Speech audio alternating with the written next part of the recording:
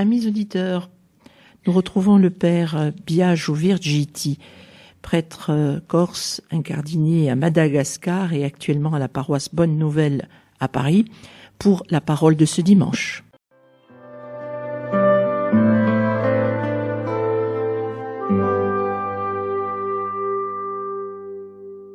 Chers amis de votre radio chrétienne, bienvenue pour cette nouvelle émission où nous allons commenter les lectures du 4e dimanche de Pâques, le dimanche du bon pasteur. Commençons sans plus tarder par la proclamation de l'évangile selon saint Jean. En ce temps-là, Jésus déclara : Moi, je suis le bon pasteur, le vrai berger, qui donne sa vie pour ses brebis. Le berger mercenaire n'est pas le pasteur. Les brebis ne sont pas à lui. S'il voit venir le loup, il abandonne les brebis et s'enfuit. Le loup s'en empare et les disperse. Ce berger n'est qu'un mercenaire. Et les brebis ne comptent pas vraiment pour lui. Moi, je suis le bon pasteur. Je connais mes brebis et mes brebis me connaissent. Comme le Père me connaît et que je connais le Père. Et je donne ma vie pour mes brebis. J'ai encore d'autres brebis qui ne sont pas de cet enclos. Celles-là aussi, il faut que je les conduise. Elles écouteront ma voix. Il y aura un seul troupeau et un seul pasteur.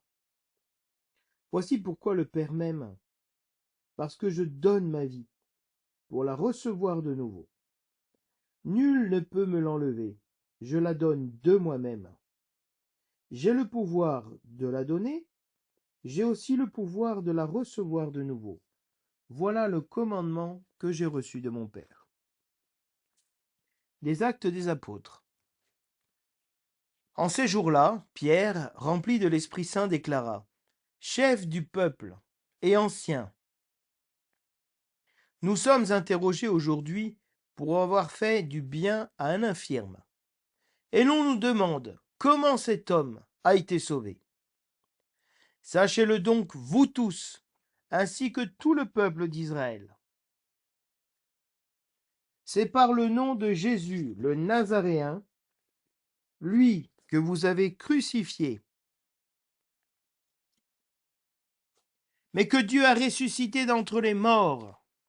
C'est par lui que cet homme se trouve là, devant vous, bien portant. Ce Jésus est la pierre, méprisée de vous, les bâtisseurs, mais devenue la pierre d'angle. Et en nul autre que lui, il n'y a de salut. Car sous le ciel, aucun nom n'est donné aux hommes qui puissent nous sauver. Le refrain du psaume nous dit : la pierre qu'ont rejetée les bâtisseurs est devenue la pierre d'angle. Rendez grâce au Seigneur, il est bon, éternel est son amour. Mieux vaut s'appuyer sur le Seigneur que de compter sur les hommes. Mieux vaut s'appuyer sur le Seigneur que de compter sur les puissants. Je te rends grâce, car tu m'as exaucé. Tu es pour moi le salut. La pierre qu'ont rejetée les bâtisseurs est devenue la pierre d'angle. C'est là l'œuvre du Seigneur, la merveille devant nos yeux. Béni soit au nom du Seigneur celui qui vient. De la maison du Seigneur, nous vous bénissons. Tu es mon Dieu, je te rends grâce, mon Dieu, je t'exalte. Rendez grâce au Seigneur, il est bon, éternel est son amour. La pierre qu'ont rejetée les bâtisseurs est devenue la pierre d'angle.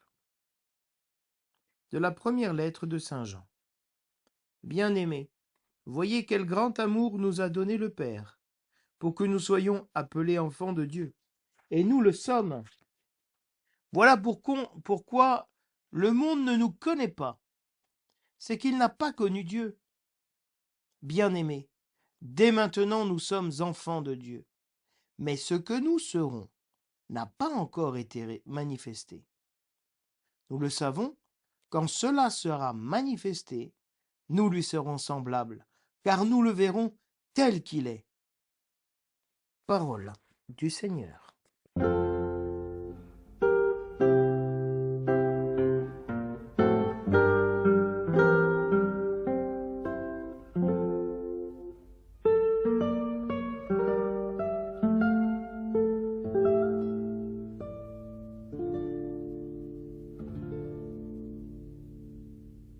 thème de ce dimanche est celui du bon pasteur. Et l'Église a voulu donner à tous les quatrièmes dimanches de Pâques, durant donc les 3 années A, B, C, et donc cette année aussi qui est l'année B, le thème, la figure du bon pasteur. Donc ce quatrième dimanche est dédié au bon pasteur, avec chaque année la lecture d'un passage du chapitre 10 de l'évangile de Jean, où Jésus-Christ parle justement du bon pasteur et de sa relation avec les brebis, et de sa relation aussi avec les faux pasteurs, c'est-à-dire les mercenaires. Et après les récits des apparitions que nous avons eus ces 3 premiers dimanches de Pâques, on a maintenant 2 figures qui nous sont proposées par l'Église. Et ce sont 2 images traditionnelles que la liturgie utilise pour parler du baptême et de l'Eucharistie. Si vous allez dans les catacombes à Rome, vous verrez très souvent cette figure du bon pasteur, du berger, qui conduit ses brebis vers des prés d'herbes fraîches. C'est l'image de celui qui conduit son troupeau à la vie éternelle, à la vie immortelle. Cette vie immortelle a été donnée à travers le baptême. Et les chrétiens gardent, préservent cette vie du baptême pour pouvoir rentrer dans la vie immortelle, dans l'éternité. Mais nous avons aussi cette figure de la vigne, qui est l'image de l'entrée dans la terre promise. Lors de la Pâque, il y a la bénédiction du pain, azim, qui est l'image du pain de l'esclavage, de la servitude. Que Jésus-Christ va briser ce pain. Il va briser le cercle de la mort, de la servitude, pour nous faire entrer avec le calice rempli de vin, fruit de la vigne, mais surtout fruit de la terre promise. Parce qu'Israël pourra, à la sortie d'Égypte, où il n'y a pas de vigne qui pousse, planter des vignes, hein, récolter cette grappe énorme que les explorateurs, pendant l'Exode, sont allés récupérer en Terre Sainte, dans la terre promise. Et ce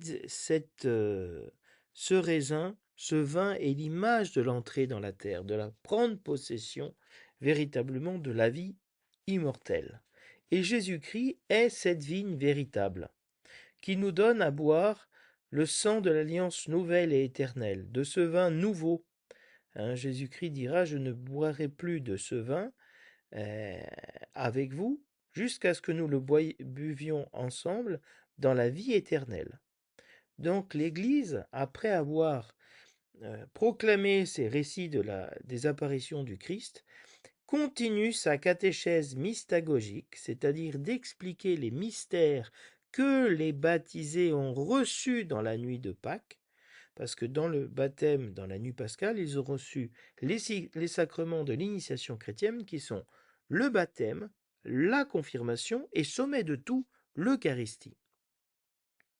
Et donc, dans ce temps de Pâques, l'Église va donner à ses néophytes, à ces nouvelles plantes, ces nouveaux-nés, que sont les baptisés de Pâques, va leur donner une catéchèse que nous avons à travers tous les pères de l'Église, après le baptême, pour les introduire de manière plus profonde, plus belle, dans les sacrements qu'ils ont reçus, le baptême, mais surtout le don de l'Esprit Saint dans la confirmation et, de manière suprême, le don de l'Eucharistie, cette nourriture qui nous donne la vie éternelle, que nous donne le bon pasteur, le bon berger.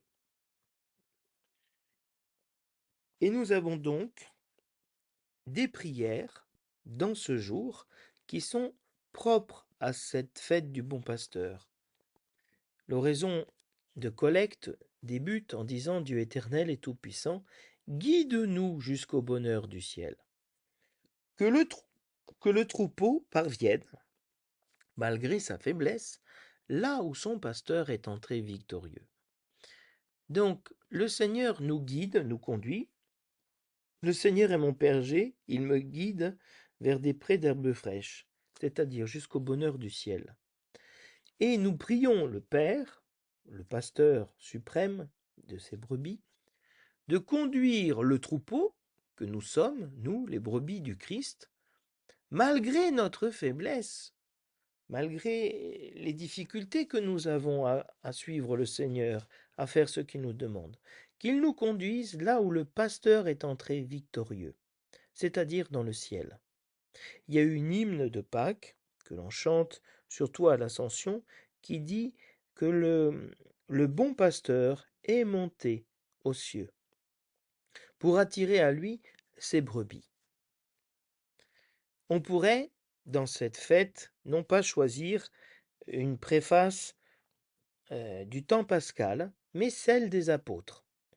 La première préface des apôtres nous dit en effet: Tu n'abandonnes pas ton troupeau, pasteur éternel, mais tu le gardes avec les apôtres sous ta constante protection. Tu le diriges encore par ces mêmes pasteurs qui le conduisent aujourd'hui au nom de ton Fils.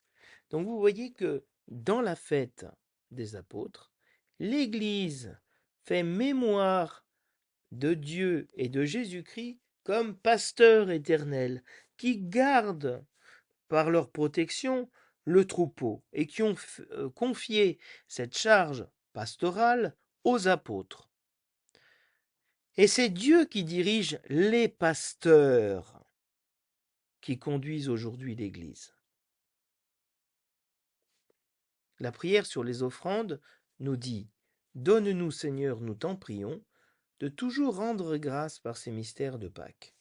Qu'ils continuent l'œuvre de notre relèvement et deviennent pour nous une source intarissable de joie. Nous avons ici rien de particulier sur le bon pasteur, mais nous avons la continuité avec cette demande que nous puissions parvenir malgré notre faiblesse là où se trouve le pasteur des brebis. C'est cette œuvre de relèvement que le Seigneur a fait. Et cette source intarissable de joie, c'est justement cette relation avec le pasteur. L'antienne de communion nous cite l'évangile de Jean: le bon pasteur est ressuscité, en la modifiant, puisque Jean ne dit pas le pasteur est ressuscité. Le bon pasteur est ressuscité, lui qui a donné sa vie pour ses brebis, lui qui a choisi de mourir pour son troupeau. Alléluia. Nous avons dans cette antienne tout le mystère pascal. Et vous comprenez bien que le mystère pascal de la résurrection est toujours uni à celui de la souffrance, de la passion et de la mort. Jésus-Christ dépose sa vie, donne sa vie pour ses brebis. Pour cela, il est le bon pasteur, parce qu'il est mort à notre place. Il a choisi de mourir pour son troupeau, donc il se substitue à nous, le berger, pour la brebis. La prière de communion nous dit: Seigneur, plein de bon pasteur, plein de bonté, regarde avec bienveillance ton troupeau. Tu l'as racheté par le sang précieux de ton Fils. Ouvre-lui les pâturages éternels. Et dans les catacombes, on a cette image de la, comme aussi les, les mosaïques qui sont au sol dans les grandes basiliques comme à Saint-Marco, à Venise, cette image du paradis, des fleurs, des plantes, des fruits qui poussent partout. C'est l'image du pâturage éternel, du paradis, et on le retrouve dans les fresques, dans les catacombes. Et donc, Dieu nous a rachetés par le sang de son Fils. Mais c'est un pasteur plein de bonté, comme on l'entendra dans les lectures aussi, que cette miséricorde, cet amour de Dieu a été incroyable pour son troupeau. Donc ce thème de ce bon pasteur qui donne sa vie pour ses brebis, qui n'est pas lui comme de mauvais pasteurs. En effet, cette image des mauvais pasteurs dans l'Évangile renvoie aux Actes des Apôtres, lorsque Pierre harangue les Juifs membres du Sanhédrin en leur disant que c'est eux, les mauvais pasteurs, qui ont méprisé, eux, les bâtisseurs, ont méprisé la pierre d'angle. eux n'ont pas été pasteurs du troupeau, ils n'ont pas fait paître les brebis pour le Seigneur, mais pour eux-mêmes, parce que leur pouvoir était en danger, et donc ils ont vu que Jésus-Christ, en annonçant cette miséricorde, ce pardon, cette non-résistance au mal, risquait de mettre à mal leur manière de vivre. Hein. Et donc, Pierre dénonce le fait que ce sont des, des mercenaires. Et le lien, hein, donc on continue dans le temps de Pâques à annoncer le kérygme des apôtres, la prédication des apôtres, qui se manifeste véritablement berger des troupeaux et de ceux qui ne sont pas encore chrétiens, qui n'ont pas encore demandé le baptême. Et ils le font à travers l'annonce de la bonne nouvelle. Et ils annoncent une chose, c'est que cette pierre qui a été rejetée par les bâtisseurs est devenue la pierre d'angle. Et dans le judaïsme, ça reste une énigme au temps de Jésus. Qu'est-ce que c'est que cette pierre? Le Seigneur est le rocher, mon défenseur, ma citadelle, hein, cette forteresse, hein, roccaforte, on dit en italien, c'est-à-dire ce rocher, hein, sur lequel est fondée la cité, la ville, sur un piton rocheux. Eh bien, elle est devenue euh, cette pierre qui a été rejetée par les bâtisseurs, méprisée, trouvée pas adaptée à la construction, c'est elle qui tient tout l'édifice. Et ce passage est tiré du psaume 117, qui est un psaume que récitent les Juifs lors de pour préparer la Pâque. Dans le Seder pascal, on chante ce psaume. Et c'est un psaume profondément pascal, parce qu'il dit « Je ne mourrai pas, mais je vivrai, j'annoncerai les actions du Seigneur. Hein, il m'a châtié le Seigneur, il m'a châtié, mais sans me livrer à la mort. » En effet, Jésus-Christ ressuscité. Et il dit « Cette pierre rejetée par les bâtisseurs est devenue la pierre d'angle. » C'est-à-dire que nous pouvons rejeter aussi Jésus-Christ, sa faiblesse, mépriser sa passion, son humiliation, son humilité, mais Dieu regarde l'humilité de sa servante, de la Vierge Marie, et de son Fils Jésus-Christ, le serviteur, pour le constituer pierre d'angle. Et cela, le fait de transformer cette pierre rejetée par les bâtisseurs en pierre d'angle, c'est ça l'œuvre du Seigneur. C'est ça le grand amour dont nous a aimé le Père. Hein. Parce qu'en Jésus-Christ, nous sommes devenus fils de Dieu. C'est un amour immense, celui du pasteur. Et que le Seigneur veut que nous soyons semblables à lui, que nous devenons nous aussi des pasteurs. Pour cela, si vous voulez, l'image et la fête du bon pasteur n'est pas seulement celle de l'ordination des prêtres qui seront ordonnés à Rome ou à Madagascar en ce jour, en cette fête du bon pasteur. Mais chaque chrétien est appelé à devenir berger de son troupeau, de sa famille, des personnes qui lui sont confiées. Parce que ce que dira Jésus à Pierre, paie mes brebis, fais paître mon troupeau, il nous le dit à nous aussi dans le baptême. Nous avons une charge pastorale, nous aussi, à travers le baptême. Nous devenons prêtres, prophètes et rois. Et prêtres, donc, avec cette charge, si vous voulez, pastorale, de nous occuper, de conduire les personnes à Jésus-Christ, vers les pâturages. Et nous aussi, de donner notre vie pour le troupeau. Il n'y a pas que le prêtre qui doit donner sa vie pour son troupeau. Il y a aussi chacun d'entre nous, parce que nous sommes un seul corps, nous sommes confiés les uns aux autres. Et cette charge pastorale n'est pas attribuée seulement aux prêtres. C'est aussi une des crises de l'Église aujourd'hui, hein, qui est la crise de la société, de renvoyer sur les élites ou sur les responsables la charge du troupeau. Et non plus, comme c'était au temps apostolique de l'Église primitive, un soin de tous, la communion, avec un ministère particulier, un service particulier donné aux pasteurs de l'Église, institué par les apôtres. Mais cette charge pastorale est de tous. Et c'est en cela, si vous voulez, que le Seigneur nous confie une mission merveilleuse, merveilleuse, à prendre soin les uns des autres, à avoir la nature et du Christ, à lui être semblable, c'est-à-dire à déposer notre vie en rançon pour la multitude, à donner notre vie pour le troupeau.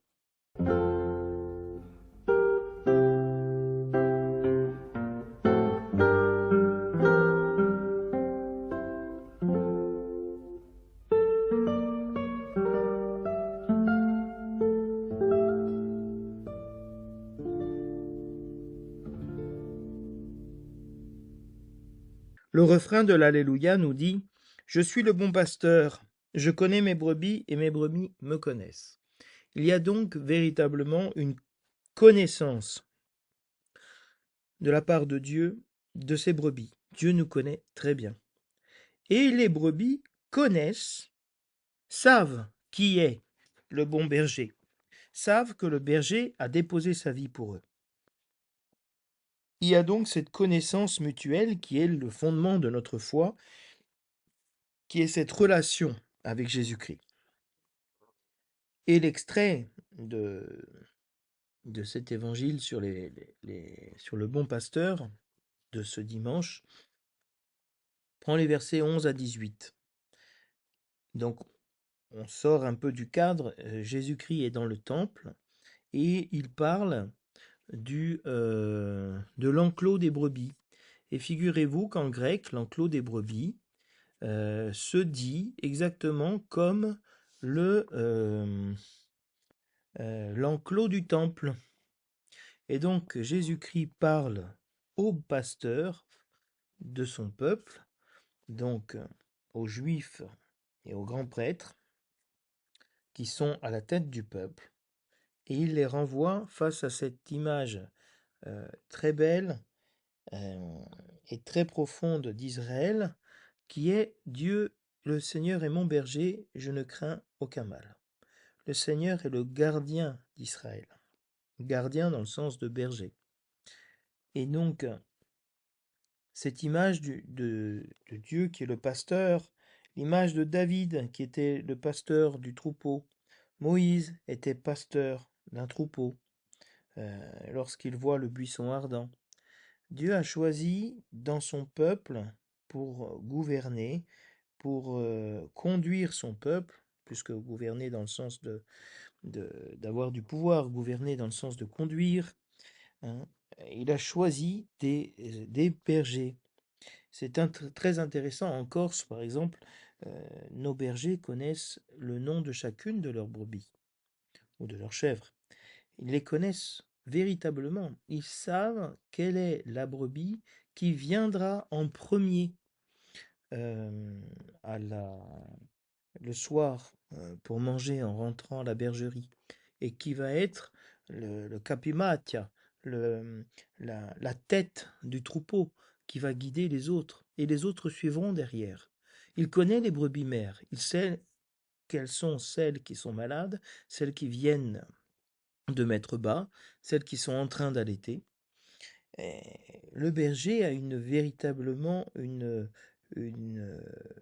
connaissance presque paternelle de ces brebis, hein, qui sont comme ses enfants. Et c'est très intéressant parce que dans la Bible, le rapport le plus intime avec l'animal n'est pas le chien, c'est la brebis. Et de fait, on n'a pas le même rapport avec un chien ou un chat et la brebis. C'est d'une autre nature.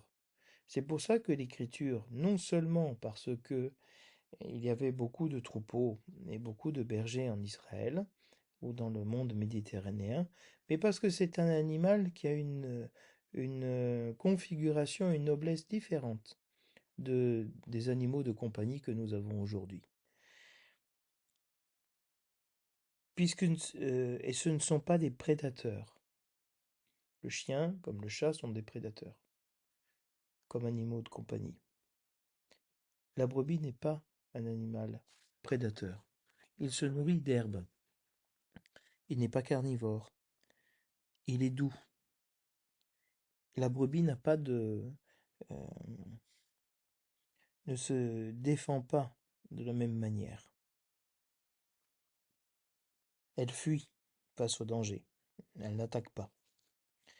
Et Jésus-Christ nous donne cette image du pasteur qui connaît ses brebis et qui, pour ça, peut dire je suis, hein, ego eimi, comme Adonai, hein, Yahvé, je suis le Seigneur ton Dieu, je suis le bon pasteur, le vrai berger, le berger véritable, l'unique, si vous voulez, qui donne sa vie pour ses brebis. Ce qui fait de lui un bon pasteur et un vrai pasteur, c'est qu'il donne sa vie pour ses brebis. Il ne donne pas la vie des brebis pour lui. Il donne sa vie, lui, pour les brebis. Et il fait tout de suite la différence avec le mercenaire, le berger qui n'est pas propriétaire des brebis, et donc qui ne donne pas sa vie pour elles. Et donc il n'est pas pasteur. Les brebis ne lui appartiennent pas, et surtout lorsqu'il voit le loup arriver, il abandonne les brebis et s'enfuit parce qu'il a peur. Jésus-Christ n'a pas peur du loup, pas peur de la mort. Au contraire, au moment d'entrer librement dans sa passion, il prit de manière décidée la route vers Jérusalem pour aller mourir. Et la différence entre le bon berger et le mauvais berger, c'est que le mauvais berger, qui est un mercenaire, les brebis ne comptent pas pour lui. Elles n'ont aucune importance parce qu'il n'a pas cette relation de connaissance et d'amour envers elles. Il les utilise pour faire du fromage, faire son commerce, faire son lait. Et le fait que Jésus-Christ soit le bon pasteur, je connais mes brebis. Il sait qui elles sont, ce qu'elles vivent. Et ces brebis connaissent aussi qui est le pasteur, cette vie qu'il a à l'intérieur de lui. Et cette connaissance réciproque entre le berger et la brebis est semblable à celle du Père et du Fils. Le Père connaît le Fils, sait qui est le Fils, et il aime le Fils. Et le Fils sait qui est le Père pour lui, qui est son Père, et combien son Père l'aime. Donc, on ne peut pas aimer ce que l'on ne connaît pas, nous dit saint Augustin. C'est une pensée classique de l'Antiquité. Et donc, connaître permet d'aimer. Et toute l'initiation chrétienne est de connaître le mystère de notre salut. Et ce temps de Pâques est pour connaître, pour reconnaître, apprendre à connaître de nouveau les profondeurs de la vie chrétienne, de notre union avec le berger et donc de notre union avec les autres brebis. Et Jésus-Christ a d'autres brebis qui ne sont pas de cet enclos, c'est-à-dire, il parle des païens, l'évangélisation des païens. Et Jésus-Christ veut conduire les autres brebis vers les frais pâturages. Et il dit, ces brebis-là, qui ne sont pas les miennes aujourd'hui, elles écouteront ma voix. Elles reconnaîtront ma voix. C'est très intéressant parce que si vous allez vous promener un peu en campagne et que vous êtes proche des bergers, si vous appelez les brebis, elles ne viennent pas à vous, hein. Le berger est à côté, et il commence à, comme une chamoudia, il commence à, à faire des bruits pour appeler ses brebis, hein, et elles viennent immédiatement à lui, même si vous criez plus fort, parce qu'elles reconnaissent la voix du berger. Elles reconnaissent la tonalité de l'amour qui leur est donné par le berger. Et donc elles ne suivront pas quelqu'un d'extérieur, parce qu'elles ont compris que les autres ne donnent pas leur vie pour elles. Et donc Jésus-Christ voudra former avec toute l'humanité un seul troupeau. Il y aura un seul pasteur. Jésus-Christ est le bon pasteur, le pasteur suprême des brebis. Et pourquoi Jésus-Christ aime le Père? Il aime le Père parce qu'il donne sa vie pour la recevoir de nouveau.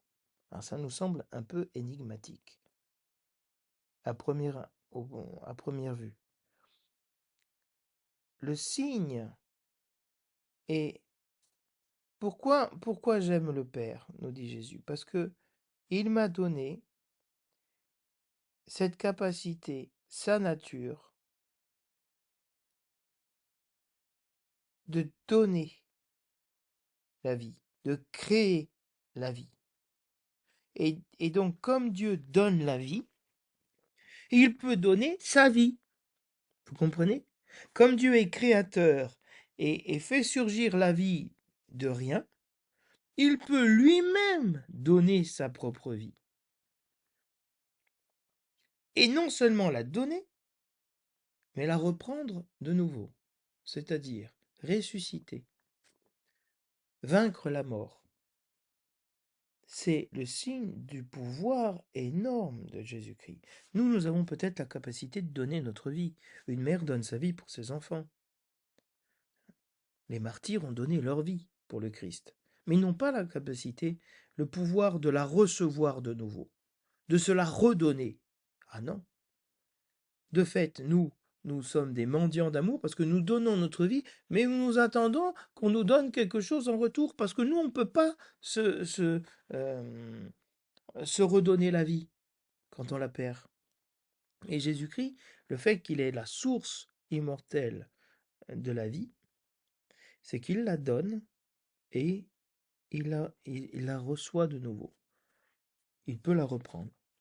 Et personne ne peut lui enlever la vie. C'est lui qui la donne. Donc personne n'a de pouvoir sur lui. Le prince de ce monde l'attaque, mais il a trouvé en lui rien qui lui appartienne, dit une hymne de du milieu du jour. Jésus-Christ a le pouvoir, la capacité, la force, l'autorité de donner et de recevoir de nouveau.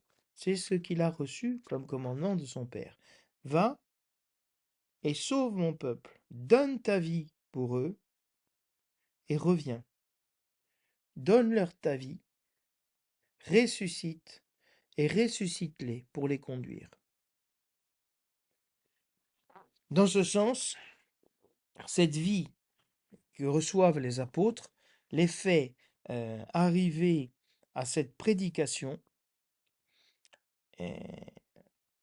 que fait Pierre avec Jean, rempli d'Esprit Saint, hein, toujours le jour de la Pentecôte, et ils ont guéri un infirme dans le nom de Jésus-Christ, dans le nom de ce pasteur. Cet homme infirme n'était pas pasteur, n'était pas une brebis du troupeau de Jésus-Christ, mais à travers les apôtres, ils deviennent brebis du Christ, à travers ces pasteurs. Et Jésus-Christ qui a été crucifié par nous, Jésus-Christ, Dieu l'a ressuscité d'entre les morts. Et comme il est ressuscité d'entre les morts, il peut guérir un paralytique. Il peut se faire des miracles, parce qu'il est l'auteur de la vie. Et donc ce Jésus devient une pierre qui a été méprisée, écartée par les bâtisseurs. Mais elle est devenue la pierre qui soutient tout l'édifice. Et tellement il soutient l'édifice qu'il n'y a pas de salut ou d'autre nom qui puisse être invoqué sur la terre pour nous sauver que celui de Jésus, Yeshua. Dieu sauve. Dieu sauve signifie Jésus. Et donc on ne peut être sauvé que par Dieu sauve. Et Dieu sauve est son nom. Alors on peut vraiment rendre grâce au Seigneur parce qu'il est bon et éternel est son amour. Éternel veut dire immortel. Il s'est donné à nous cet amour et il est revenu au Père pour nous aimer de nouveau. Alors, si Jésus-Christ est la pierre d'angle, on peut s'appuyer sur le Seigneur plutôt que compter sur les bâtisseurs. Et on peut vraiment rendre grâce au Seigneur car il nous a exaucés. En quoi il nous a exaucés? Il est pour nous le salut. Parce que l'œuvre du Seigneur, la merveille devant nos yeux, c'est que ce qui a été écarté est devenu le fondement de la vie.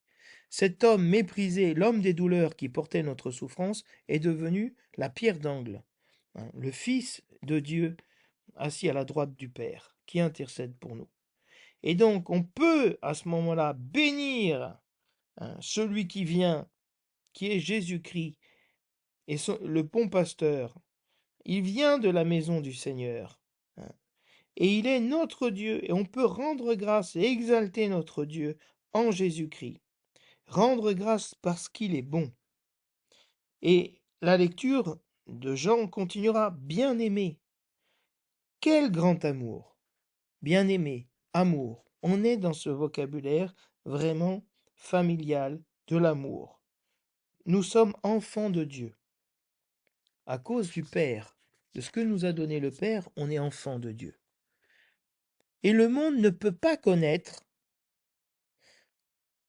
ne peut pas connaître ce que vivent les chrétiens, ce que sont les chrétiens, parce qu'ils ont méprisé cette pierre d'angle qu'est la communauté chrétienne. Ils n'ont pas connu Dieu, ils n'ont pas connu que l'abaissement de Dieu, que Dieu est venu souffrir, mourir pour nous. Mais vous, vous êtes enfants de Dieu, vous connaissez Dieu, vous connaissez ce que Dieu a fait en vous. Et alors, quand Dieu va se manifester, ce que nous serons sera manifesté. C'est-à-dire, il y a encore un devenir. Nous sommes chrétiens, nous avons reçu le baptême, peut-être le Seigneur a commencé à donner cette nature nouvelle en nous, mais ce que nous serons, on ne le sait pas encore. Les temps ne sont pas encore accomplis, mûrs pour nous. On le saura, on le verra dans la vie éternelle. Mais quand cette nature que Dieu nous a donnée, qui est de donner notre vie pour le troupeau, sera manifestée, alors on sera semblable à lui. Et on le verra tel qu'il est, c'est-à-dire mort et ressuscité. On le verra tel qu'il est. Jésus-Christ apparaît aux apôtres avec les plaies glorieuses. Et donc c'est le même corps ressuscité qui est marqué par les clous. Voilà comment il est. Il porte la passion, il porte la résurrection, parce qu'il est amour. Alors, chers amis auditeurs, bon dimanche du bon pasteur, et que nous puissions vraiment nous aimer les uns les autres et déposer notre vie les uns pour les autres, comme le bon pasteur a fait pour nous. À la semaine prochaine.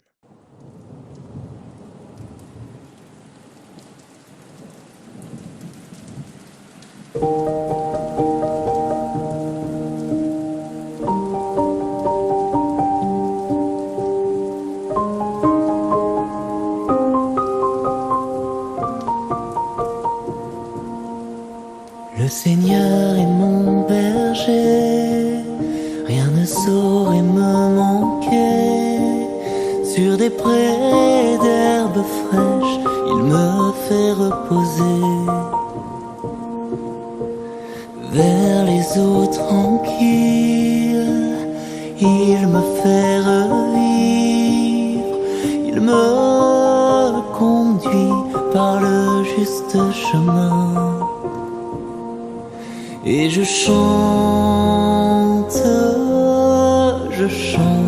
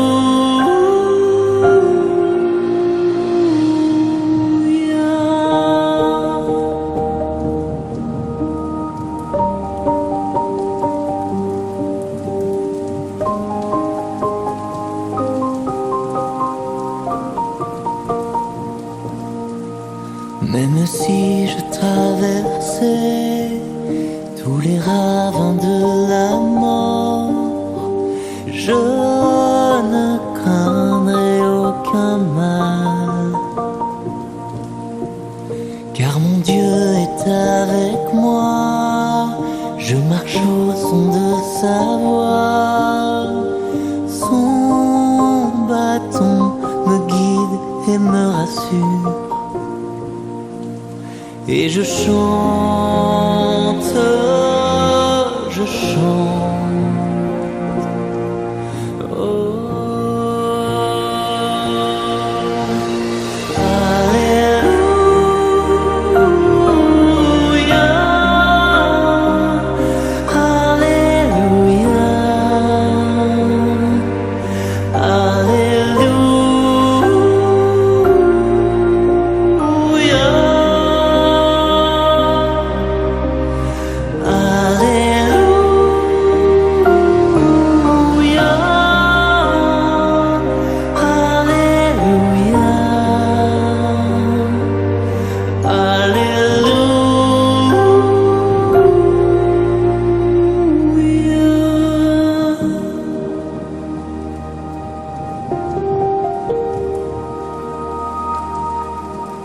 Et tu prépares ma table, là devant mes adversaires. Tu répands le parfum, ma coupe est débordante. Grâce et bonheur m'accompagnent pour tous les jours de ma vie. J'habiterai la maison du Seigneur. Et je chante